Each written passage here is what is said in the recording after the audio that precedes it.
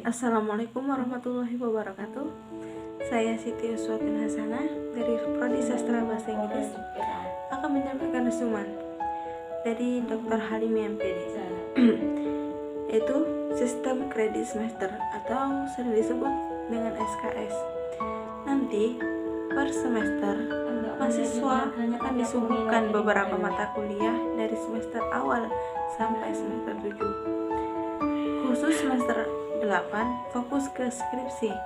Untuk maba otomatis sudah diprogramkan mata kuliahnya oleh jurusan masing-masing. Dan untuk maba juga SKS di semester 1 dan 2 sudah ditentukan. Kedua, beban. Beban yang akan diambil mahasiswa adalah 150 SKS yang bisa ditempuh selama 8 semester. Setiap 2 SKS itu 60 menit atau 1 jam. Dan SKS yang terbesar yaitu berada di skripsi sebesar 6 SKS, yakni setara dengan mata kuliah. Ketiga, gelar. Untuk gelar mahasiswa sastra bahasa Inggris yaitu SS atau Sarjana Sastra. Untuk gelar mahasiswa bahasa sastra Arab yakni SHUM, Sarjana Humaniora. Dari Fakultas Humaniora juga ada beberapa evaluasi. Tujuannya sejauh mana mahasiswa memperoleh atau mendapatkan hasil belajar tersebut. Yang pertama yaitu UTS dan UAS. Selain itu juga ada penilaian presentasi, proyek, dan lain-lain. Dan semua kegiatan mahasiswa akan dinilai, tidak ada yang tidak dinilai. Nah, nanti dari hasil UAS akan ada IPK, PKL, yaitu praktek kerja lapangan. Setelah mahasiswa melalui mata kuliah, nanti ada prasyarat kalau bisa lulus, terutama mata kuliah profesi. Baru mahasiswa tersebut bisa melalui PKL, ujian komprehensif, ujian keseluruhan mata kuliah, dan kompre ini sebagai syarat mengikuti ujian skripsi. Skripsi, karya ilmiah yang ditulis mahasiswa berdasarkan penelitian, kajian, teks, dan lain-lain sebagai syarat menyandang sarjana. Mata kuliah profesi, yaitu pariwisata, bisa menjadi guide atau menjadi guide orang haji dan umroh. Di mata kuliah ini ada 10-12 mata kuliah. Materi kedua dari Dr. Muassonmah MSI MPD, yaitu fasilitas. Ruang kuliah jumlahnya banyak dan di setiap ruang sudah ada wifi yang digunakan untuk mengakses tugas atau mendownload dari dosen, biasanya untuk mencari sumber online, biasanya dengan mudah. Ruang perpus pusat UIN mencakup sumber untuk semua fakultas di UIN, dan perpus Fakultas Humaniora buku-buku, sumber-sumber bahasa Arab, bahasa Indo, bahasa Inggris, linguistik, dan sastra. Cakupan keilmuannya lebih ke linguistik dan sastra sesuai dengan jurusan yang ada di fakultas ini. Ruang SAC, Soft Access Center, biasanya untuk nobar, berdiskusi, dan mengerjakan tugas kelompok. Ruang belajar mandiri, belajar berkelompok, nobar, baca buku. Ada sekolah sastra, sekolah linguistik, dan lain-lain. Tapi ruang ini bukan digunakan untuk jam kuliah, tapi di luar jam kuliah. Home theater, seperti gedung film, sebagai tempat seminar, tempat nobar. Lebih luas dari SAC, biasanya untuk satu angkatan, acara drama, tari, atraksi. Auditorium, aula buat seminar, lomba-lomba, dan lain-lain. Bisa mencakup satu angkatan. Lab bahasa multimedia digunakan untuk belajar listening, maharoh, istima, juga bisa dijadikan penelitian di lab bahasa. Galeri seni bisa memperdalam seni musik, tidak hanya musik modern, tapi musik seperti gamelan juga ada di sini. Bisa memperdalam hobi di sini seperti tari dan lain-lain. kaligrafi. Untuk melatih mahasiswa yang punya background di bidang kaligrafi, meeting room, ruang rapat, ruang ujian, dan lain-lain, bisa untuk ujian skripsi dan juga bisa untuk ujian kompre. Materi ketiga dari Dr. Galuh Nur Rohmah, MPD, MED. Fakultas Humaniora memiliki visi, yaitu terwujudnya Fakultas Humaniora integrasi dalam memadukan sains dan Islam yang berreputasi internasional. Ini adalah cita-citanya yang akan kita raih sebagai civitas akademika di Fakultas Humaniora. Siapakah civitas akademika itu? Dosen dan tenaga kependidikan, dan juga ada mahasiswa dalam hal ini. Mahasiswa adalah mahasiswa baru, mahasiswa di semester awal. Misi memberikan pembinaan dan pengembangan kemahasiswaan berbasis nilai-nilai Islam dalam bentuk mahasiswa yang bernilai spiritual, keagungan akhlak, keluasan ilmu, dan kematangan profesional. Visi misi ini terkenal dengan 4 pilar, 4 yang akan mengantarkan anak-anak menjadi sarjana ulul albab adalah menyelenggarakan kegiatan yang memacu penalaran dan minat bakat dalam bidang humaniora, budaya, teknologi, dan seni budaya yang bernafaskan Islam. Jadi sesuai dengan fakultas kita, yaitu Fakultas Humaniora, tentunya tidak akan jauh dengan ruang-ruang atau area-area yang dekat dengan humaniora, budaya, dan juga teknologi. Tentunya karena kita berada di LU Universitas Islam, maka hal yang bernafaskan Islam menjadi penciri utama ketika kita menyelenggarakan berbagai kegiatan. Yang ketiga adalah pengembangan jiwa kepemimpinan sosial dan kepeloporan dalam masyarakat berbasis nilai-nilai Islam dan budaya Indonesia. Yang keempat, yaitu mengembangkan kemandirian dan keprofesionalisme.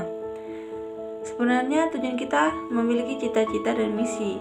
Tadi tujuan adalah mahasiswa memiliki kedalaman spiritual, mahasiswa memiliki keagungan, akhlak, ilmu, dan kematangan profesional. Ini merupakan manifestasi dan insan kamil atau manusia seutuhnya secara spiritual secara emosional, secara sosial, secara intelektual itu matang. Tujuan yang kedua adalah mahasiswa memiliki kreativitas, inovasi, dan prestasi di bidang akademik dan non-akademik. Kemudian tujuan yang ketiga adalah mahasiswa memiliki jiwa kepemimpinan sosial dan kepeloporan sehingga semua yang akan bermuara kepada misi yang keempat, kemandirian dan profesionalisme. Untuk mencapai visi dan misi tujuan tentunya diberikan program-program pembinaan dan pengembangan yang nantinya akan memfasilitasi mahasiswa yang memiliki atau mencapai salah satu atau semua dimensi tadi. Jadi program-programnya meliputi peningkatan spiritual dan spiritualitas dan keluhuran akhlak, kemudian program pengembangan penalaran dan keilmuan, pengembangan potensi, minat dan bakat, pengembangan profesionalisme dan pengabdian masyarakat. Dan juga fakultas kita memiliki beberapa kriteria supaya program-program tadi menjadi program yang tepat sasaran dan juga dilakukan secara tepat. Strategi pertama yang terprogram, tentunya terprogram di sini adalah semua program kegiatan yang dirancang secara menyeluruh bisa merekomendasi tujuan-tujuan tadi sehingga dilaksanakan secara terprogram sehingga dampak yang tertentu dan dampak jangka pendek, jangka panjang akan bisa dihasilkan. Strategi yang kedua adalah simetris. Jadi program tersebut dilaksanakan dengan memiliki dasar simetris. Jadi saling terkait satu sama lain. Jadi ketika ada pengembangan kegiatan-kegiatan untuk pengembangan spiritual dan keagungan juga akan bersinergi dengan program-program yang lain. dalam bidang bakat, minat, dan lainnya. Strategi yang ketiga, itu bertahap dan berkesinambungan dalam pembinaan dan pengembangan mahasiswa, dimulai dari PBAK sebagai langkah awal pembinaan mahasiswa setelah PBAK, yaitu pengenalan budaya akademik kampus. Tidak akan berhenti begitu saja di PBAK. Secara bertahan, nanti fakultas mendesain atau merancang program-program yang disesuaikan dengan kebutuhan mahasiswa di tiap-tiap jenjangnya. Strategi yang terakhir adalah koordinasi kolaboratif. Ini sangat penting sekali karena kolaboratif ini kan juga salah satu skill yang sangat dibutuhkan di era digital saat ini. Satu-satunya adalah kolaboratif. Jadi nanti kolaboratif di sini akan melibatkan berbagai aspeknya, atau sebagai elemen-elemen tentunya mahasiswa sendiri. Nanti dosen dan tenaga pendidik atau berbagai elemen-elemen tertentu juga berkolaborasi dengan pihak-pihak terkait, bisa narasumber dan relevan dengan topik, lalu bisa alumni yang memiliki pencapaian luar biasa sehingga bisa kita dapatkan menjadi fasilitator bagi mahasiswa. Komunitas bakat dan minat, komunitas peneliti, debat, kaligrafi, penulisan kreatif, kerawitan, tari, film. SEMA Fakultas Humaniora.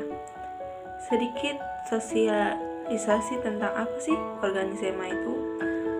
SEMA ini memiliki 4 fungsi, yaitu advokasi, legislasi, pengawasan, dan pengarangan. Untuk pengawasan, pengarangan, dan legislasi itu sasarannya ke mahasiswa. Pengarangan dan pengawasan ini juga sasaran adalah organisasi intra eksekutif di tataran fakultas, dan legislasi juga demikian. SEMA ini membuat peraturan untuk diterapkan dalam kegiatan atau acara di ranah DEMA atau HMJ. HMJ di Humaniora adalah organisasi intra eksekutif, dan juga demikian kita membuat dalam kegiatan atau acara-acara. Atau untuk ini adalah salah satu dan advokasi. Salah satu fungsi SEMA yang memfasilitasi aspirasi dari teman-teman mahasiswa, di mana tadi ketika dia punya aspirasi, maka yang memfasilitasi penyampaian aspirasi dari mereka adalah yang bersangkutan untuk sampaikan kejelaskan salah satu komisi. Komisi A, 1. Keuangan dan administrasi, 2. RAB, rancangan anggaran bersama. Komisi B, advokasi dan keorganisasian, jalannya progres kinerja OMIK Humaniora. Komisi C, informasi komunikasi, kedua sebagai jabatan bagi dosen mahasiswa. DEMA Fakultas Humaniora. Visi sebagai sinergitas mahasiswa humaniora yang konversatif, adaptif, masif, dan inovatif. Misi mengoptimalkan internal organisasi yang memiliki semangat kerjasama. Kedua, memiliki sifat responsif terhadap isu-isu yang berkaitan dengan aktivitas akademik, mampu mengoptimalkan komunikasi dan kerjasama secara intensif dengan mitra internal maupun internal. Tugas mengimplementasikan Tridharma perguruan tinggi, meningkatkan kualitas organisasi kemahasiswaan lingkungan kampus, menjaga harmonisasi organisasi, memperjuangkan hak dan mengkomodir kepentingan mahasiswa untuk menjalankan fungsinya. Yang kelima, memonitoring dan menyikapi kebijakan lembaga pemerintahan daerah dan pemerintahan pusat. Dalam negeri, Jobsdesk memiliki garis koordinatif dan instruksif dengan ketua, memiliki wewenang koordinasi dengan wakil ketua, memiliki garis koordinatif dan instruksif kepada LSODEMA F Humaniora, bersama anggota merumuskan kegiatan yang berorientasi dan berorganisasian dan kemahasiswaan, membangun relasi dengan fungsionaris Fakultas Humaniora, mencari informasi dan isu-isu intelektual dan yang bersifat akademik maupun non-akademik, bertanggung jawab terhadap ketua. Program kerja PBAKF Duta Humaniora Gathering. Dema Fakultas Humaniora. Visi sebagai sinergitas mahasiswa humaniora yang konversatif, adaptif, masif, dan inovatif.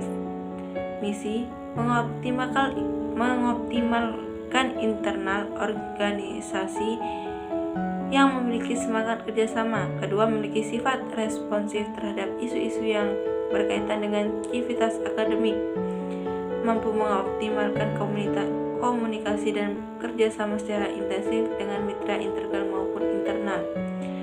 Tugas mengimplementasikan Tridharma perguruan tinggi, meningkatkan kualitas organisasi kemahasiswaan lingkungan kampus, menjaga harmonisasi organisasi, memperjuangkan hak dan mengkomodir kepentingan mahasiswa untuk menjalankan fungsinya.